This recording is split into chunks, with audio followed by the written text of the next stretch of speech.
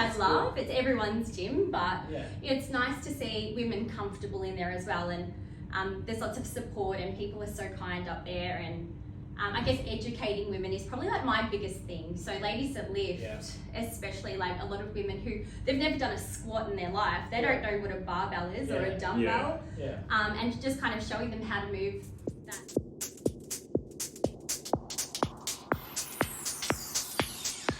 Hello everyone, welcome to episode 3 of the 8-Week Challenge podcast.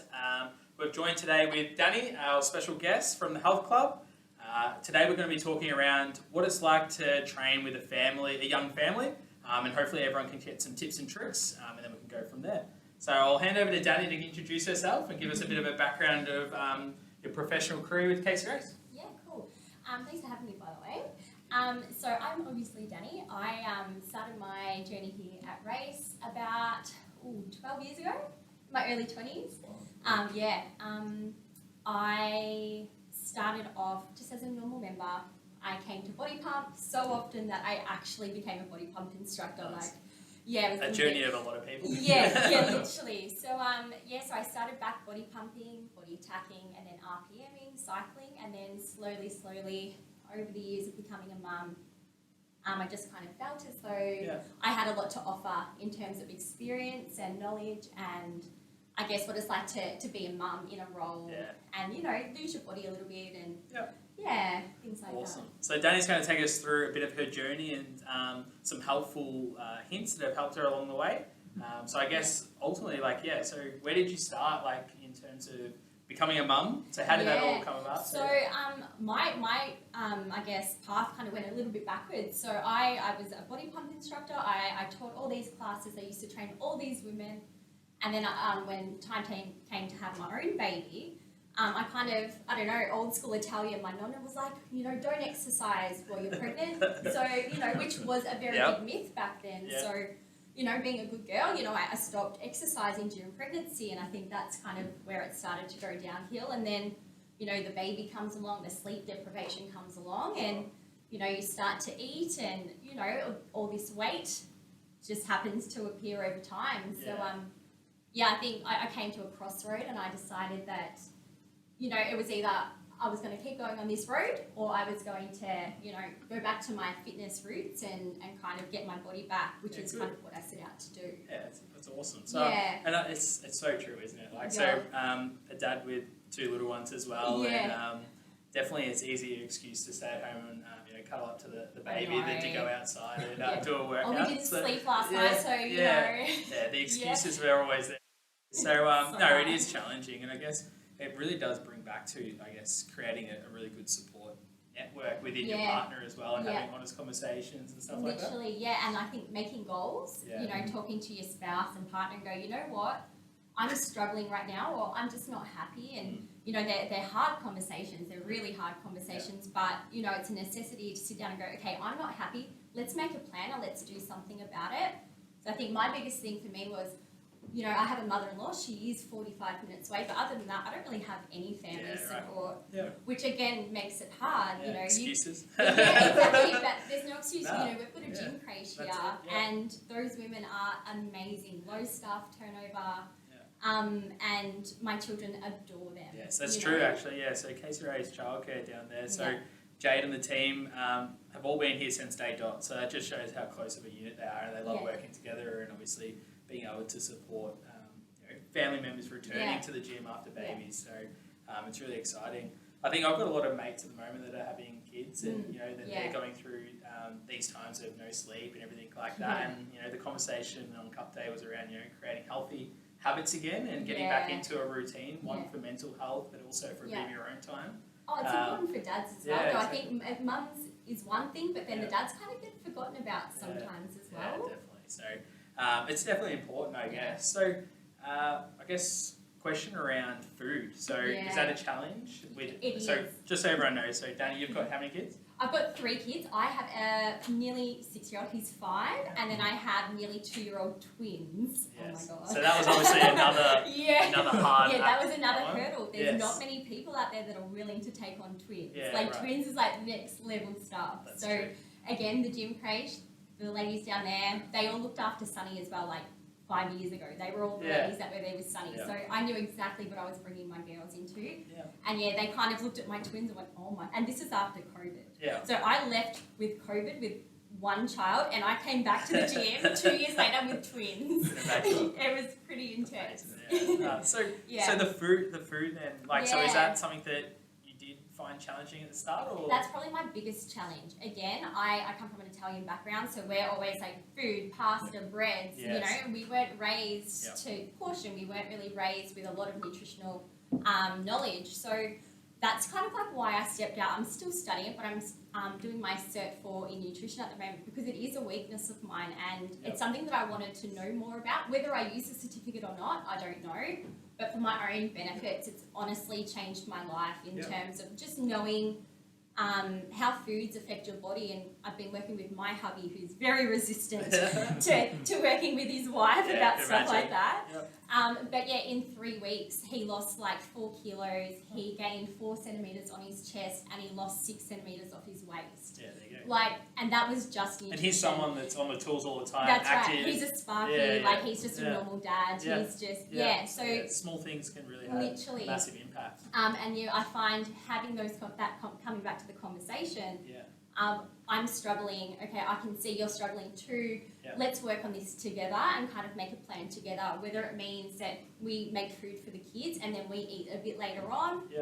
Muscle chef meals, or those Coles meals. You know, I think sometimes having food. Jake and I have done all the new foods. We go on for about 3 months and then we get sick of them. We go back to the It's a cycle. I just wait for the returning customers there, aren't they? Literally. But the meals. I think one of my things is, I'm so busy running around my kids that, I put the girls to bed for their nap, and then, I feed my 5-year-old, and then I'm kind of left going, oh, I'm starving.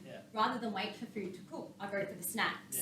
When you have those meals on hand, there's those Coles kitchen meals, I think they're like $6. You can make some spag bol for 2 minutes 30 and it's done.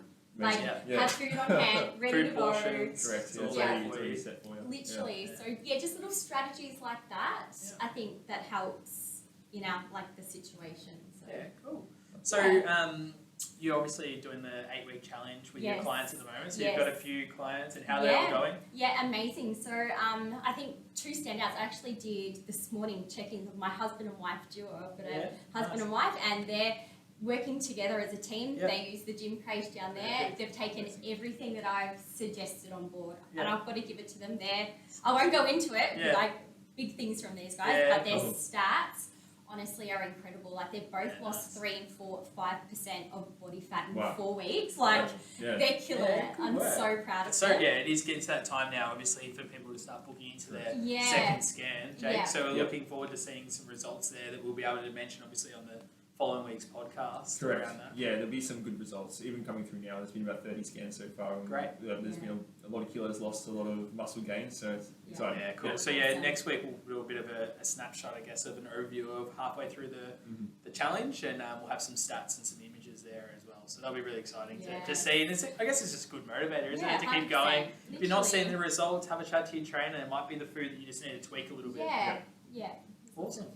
Yeah, fantastic. So, Dani, you've done in the past some classes, so Ladies that Lift. Yes. Is there some stuff that you're passionate about in that area? Yeah, so obviously women's health is something that I'm very passionate about, because when I started, again, coming back, I felt so intimidated to enter the gym section, like the weight section, that I felt as though I could only do body pump. So I wanted to do weights, but A, I had no idea what I was doing, and B, it was kind of seen as like a male-dominated area, and that was intimidating for someone like me. So that's why I got into body pump. But slowly over time, I've kind of branched out, and yes, and I've seen you've been able to bring people up there as well. 100%. Yeah, so I think it's well noted that there is a larger portion of females that are using that space at the moment. It's really good to see. We're kind of owning our floor of the gym, which I love. Cool. It's everyone's gym, but it's nice to see women comfortable in there as well. And there's lots of support, and people are so kind up there, and I guess educating women is probably like my biggest thing. So Ladies that Lift, especially, like a lot of women who, they've never done a squat in their life. They don't know what a barbell is or a dumbbell. And just kind of showing them how to move that. And I actually did a PT session with a lady just before, and we were doing tricep extensions with a a plate, and I'm just getting on the cable machine and showing another way. You know, it's the same movement. We're kind of working triceps, but just educating people that there's more than one way to move, and it's like a muscle. So, nice. And that's now on a Monday night. Yeah. 8 p.m. 8 p.m. Yeah. So anyone that's interested in attending that class, obviously female, it's a really good class to get in there. If you've got some questions, you've got the trainer's attention for a good hour there to have a chat and just have a conversation and see the guys and ask them around the challenges of training with a young family if that's your situation, or if not, you might be time poor as well. Like, what is some simple things? And obviously, I think we've spoken about the food is a really important one, and being organised, honest conversations with your partner goes a long way. So, I guess, do you mind sharing a bit of your journey around, so obviously you've had a large weight loss that So like I said, my crossroad came. I was 97 kilos. I was about to push the 100 kilos, and obviously that comes with a lot of emotion, a lot of I guess mental especially coming from where you were with your body pump classes. Exactly right. Like I was in such a fit condition. I had just gotten married. I was young. And then I found myself pregnant, and I just had this baby, and this baby wouldn't sleep, and then slowly the weight piled on, and it's like, okay, I think the biggest thing there is just admitting to yourself, okay, I'm not happy with myself, and then acting on that, whether it's formulating a plan with someone else or just being stubborn about your goals and go, I'm going to do this. So with and not only that, I knew I wanted to have another baby after that, and I wanted to set myself up ready for the next pregnancy as well. I didn't want to start heavier than I needed to be, and I wanted to be in a healthy weight range. So that was my goal. I kind of little bits started with the cardio, slowly started to dabble in the weight training, saw all these changes, and then COVID hit, and I lost all the weight, and then hey, let's have another baby, and then we got twins. Back with twins, eh? We got twins. So like I said, I left with one child before COVID, and then I came back with 3. So challenge again, obviously. It was. This time round though, you guys actually, Les Mills On Demand, you gave us all a link for that during COVID. Yeah, definitely. And so I jumped on that, even though I was a trainer. I didn't have body step and all that kind of stuff. So I actually body stepped up until 24 weeks pregnant with my twins. I managed to work as a kindergarten teacher until 30 weeks, and I went full term at 37 with my twins. So I think staying active during that time for as long as I possibly could set me up for a successful birth and then a recovery after that too.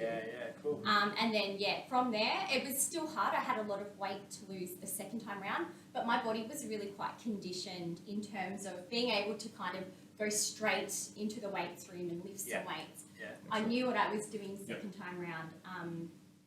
I knew what to do. And you look back and you're pretty proud? I was so proud, so awesome. proud. Like, and you're in a good spot now. And 100%. I'm comfortable, I'm happy. Caravan, you guys go away, all we lifestyle. live that active life, and I think one of my biggest things, and you might get this as a dad as well, like you can't pour from an empty cup.